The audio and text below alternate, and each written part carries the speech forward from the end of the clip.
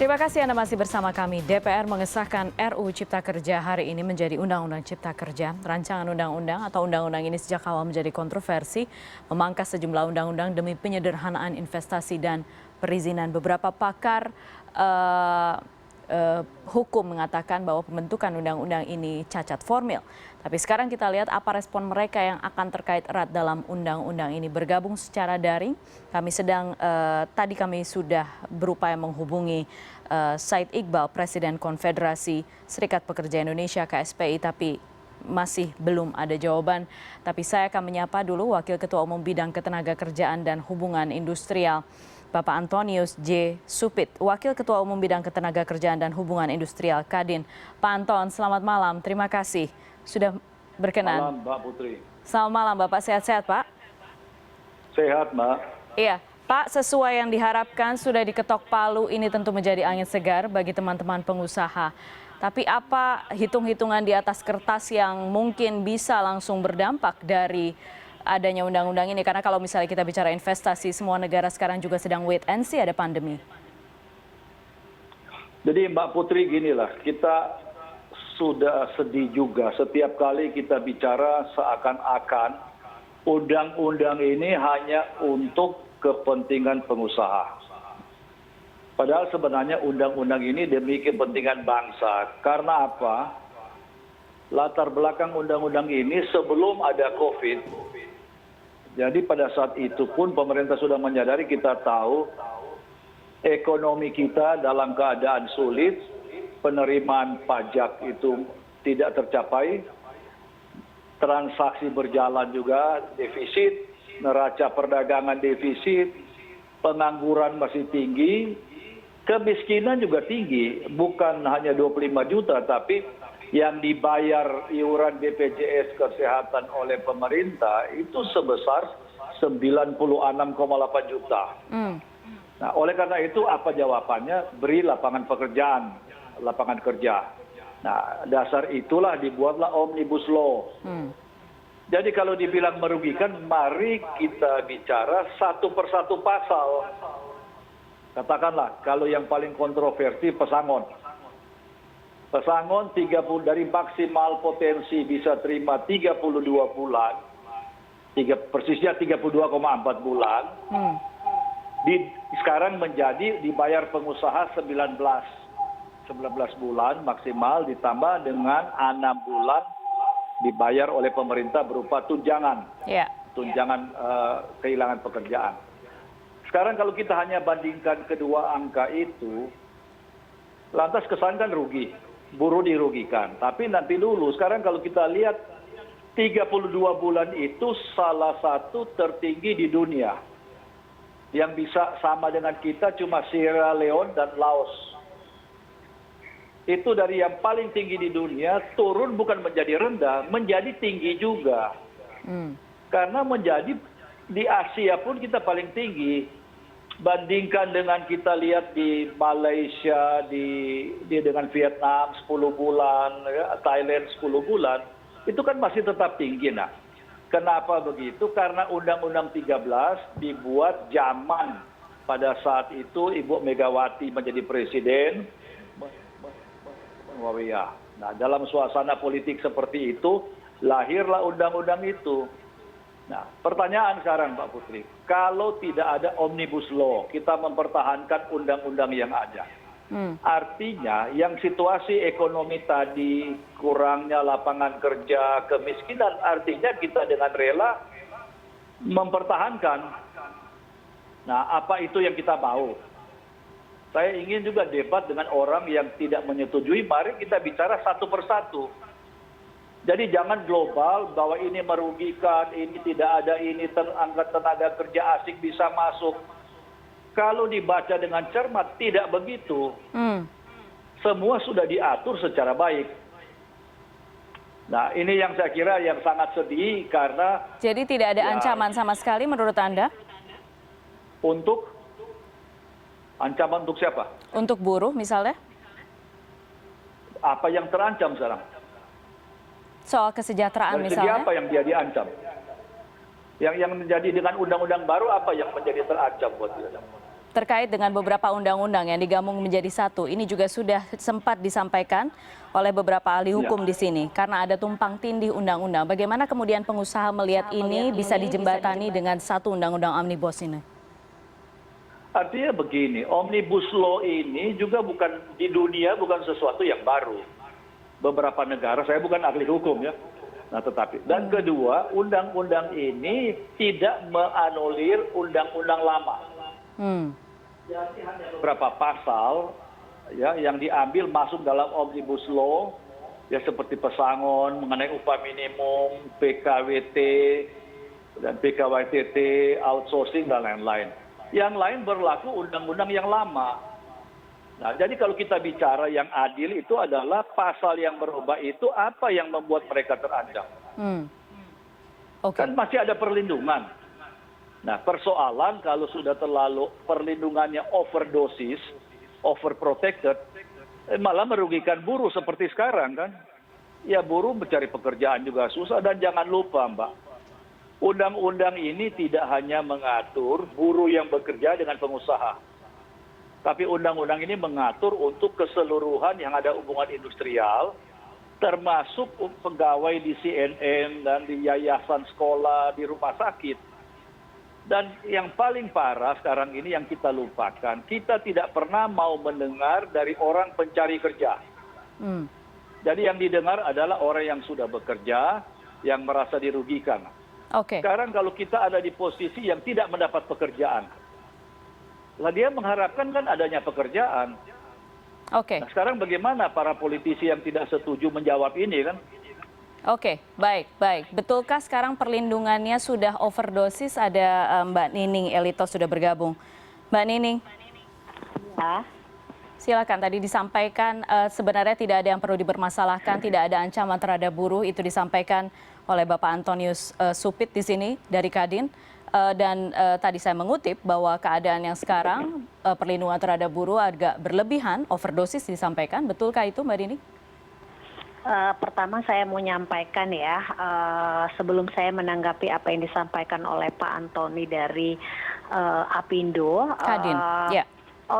Sorry, dari Kadin ya.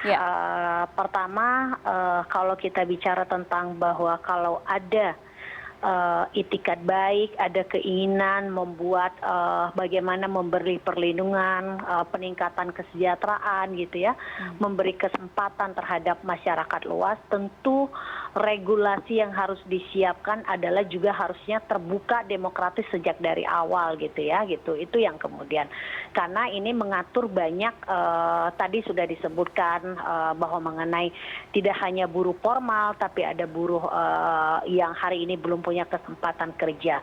Dalih dari pemerintah untuk membuat rancangan undang-undang cipta kerja ini adalah persoalan investasi. Kenapa gitu ya? Alasannya tidak banyak begitu investasi masuk ke Indonesia dengan dalih untuk menciptakan lapangan pekerjaan. Mana mungkin gitu ya, itu alasan pemerintah atas pembuatan Omnibus Law ya untuk menarik investasi dan menciptakan lapangan kerja. Tentu itu akan bertolak belakang gitu tentang persoalan lapangan kerja gitu. Ini jelas sangat keliru sebab pendewaan pada investasi tidak serta-merta mendorong lapangan kerja. BKPM mencatat 2013 sampai 2019 investasi justru terjadi peningkatan tetapi tidak diimbangi dengan penciptaan lapangan pekerjaan. Itu yang terjadi. Terus kemudian pemerintah menyampaikan untuk memudahkan perizinan.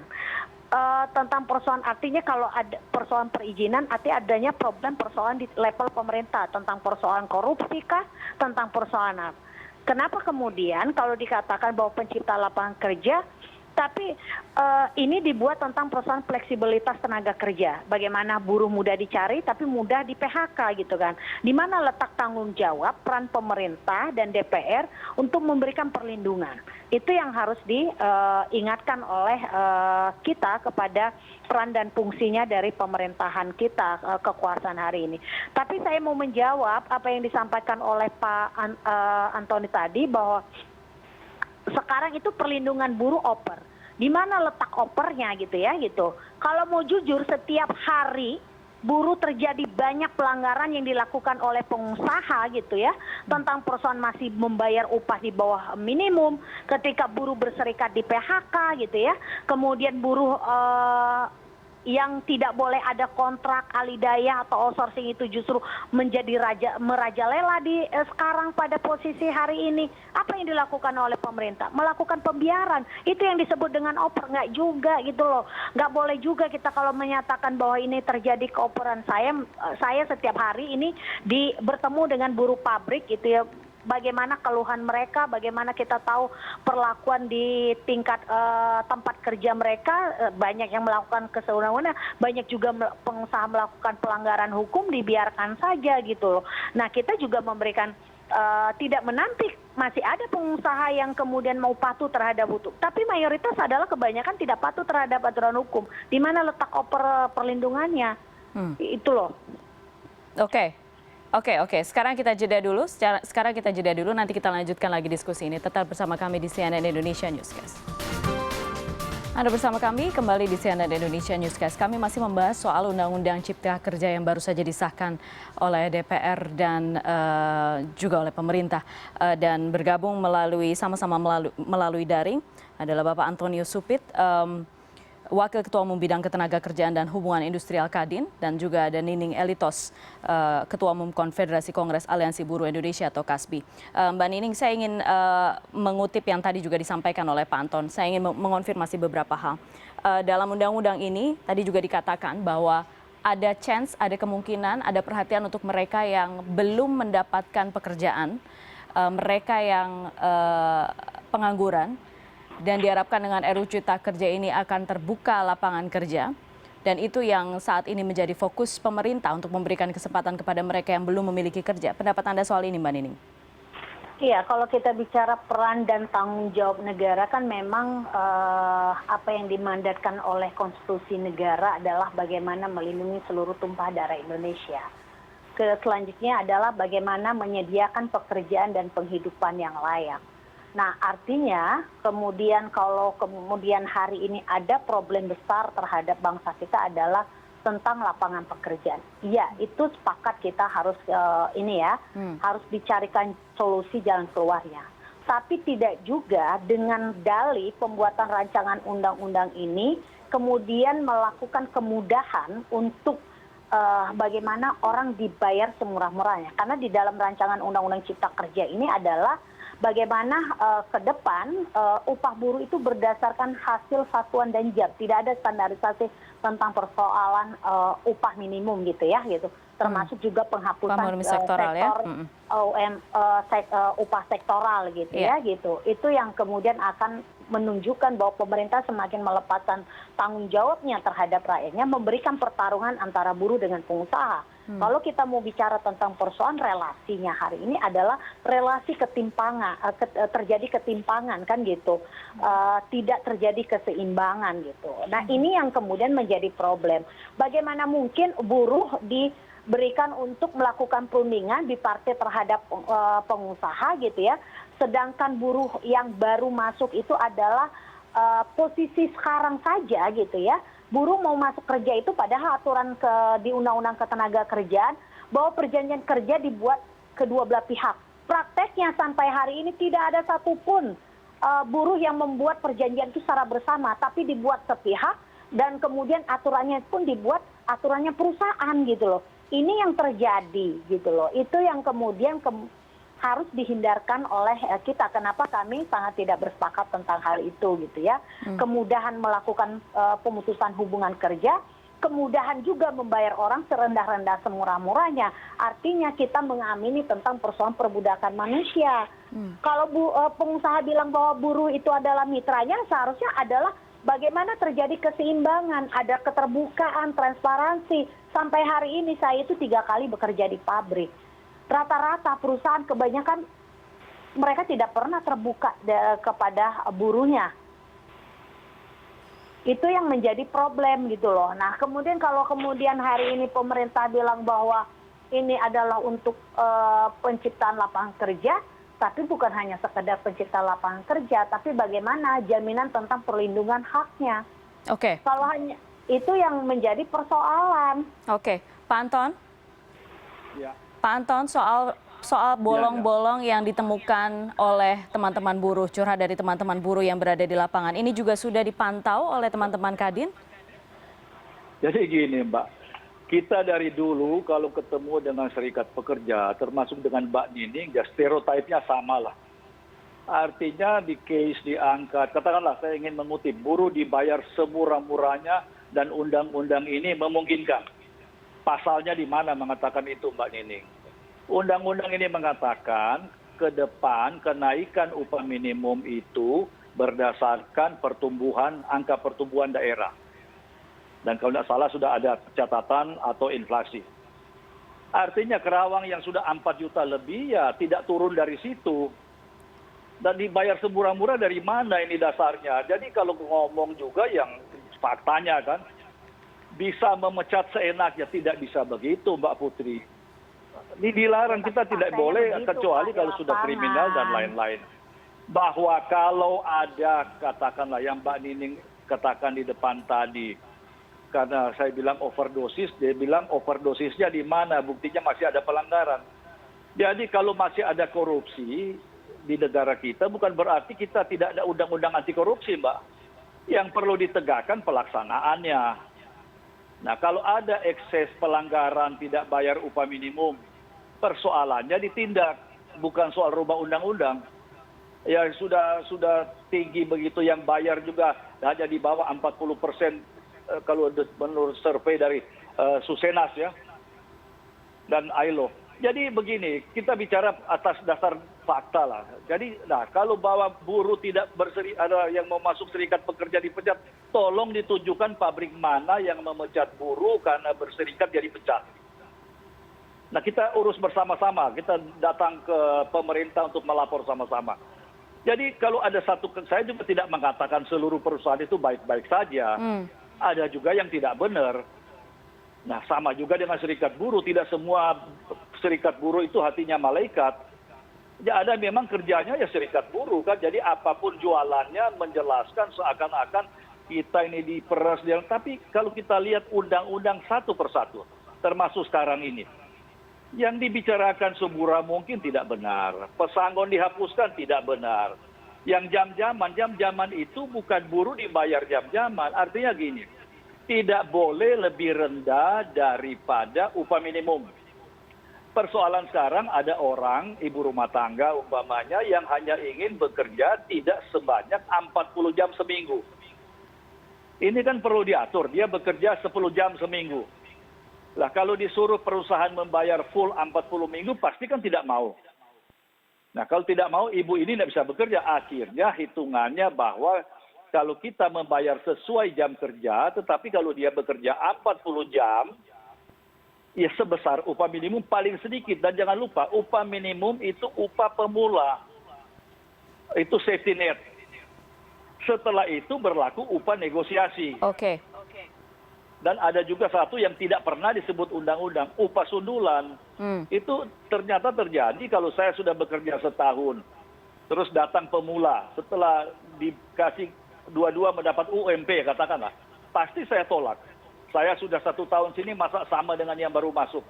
Nah jadi banyak fakta di bawah yang tidak kita mau dalami, tapi kita lebih sedang kalau bicara hanya mendiskreditkan satu pihak, tapi kenyataannya ekonomi bangsa kita juga makin kedodoran, pengangguran makin besar. Jadi satu-satunya cara untuk mengatasi pengangguran dan kemiskinan adalah lapangan kerja. Tidak ada rumusan lain loh. Oke. Saya ke Mbak Nining.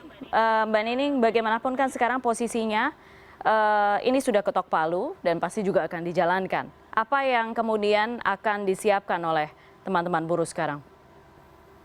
Iya, pertama karena sebenarnya sejak dari awal kita sudah memberikan masukan, kritikan kepada pemerintah dan DPR gitu ya, gitu. Ketika ini begitu cepat gitu dilakukan dengan keterbatasan informasi publik atas agenda pembahasan ini tercermin dalam ketiba-tibaan dilangsungkannya sidang pengambilan keputusan tingkat pertama kemarin Sabtu malam Minggu gitu ya. Hari ini juga begitu juga hal yang sama, pandangan ini kami melihatnya dari fraksi dan kemudian partai yang bersepakat, kemudian tidak melihat dalam posisi bagaimana rakyat hari ini banyak kehilangan pekerjaan gitu, banyak kehilangan pendapatan gitu, baik di sektor formal maupun informal, tidak menjadi prioritas dari kekuasaan hari ini, tapi lebih mengedepankan bagaimana pendewaannya terhadap investasi. Padahal kita tahu investasi selama ini lebih banyak kepada bagaimana dari dalam negeri gitu kan, itu yang seharusnya bagaimana penguatan dari hulu ke hilirnya tentang persoalan industrialisasi itu. Oke, bagaimanapun sekarang ini sudah ketok palu, besok akan rencana tetap sesuai rencana akan melakukan unjuk rasa atau ada legal formal yang akan ditempuh upayanya? Gerakan buruh bersama rakyat dengan berbagai macam aliansi di daerah-daerah tetap melakukan aksi-aksi gitu ya, 6, 7, dan 8. Karena kita melihatnya pemerintah dan DPR ini sudah menutup mata dan telinganya atas kondisi apa yang dihadapi oleh rakyat. Rakyat tidak butuh tentang persoalan Omnibus Law Cipta Kerja, tapi rakyat adalah bagaimana tentang persoalan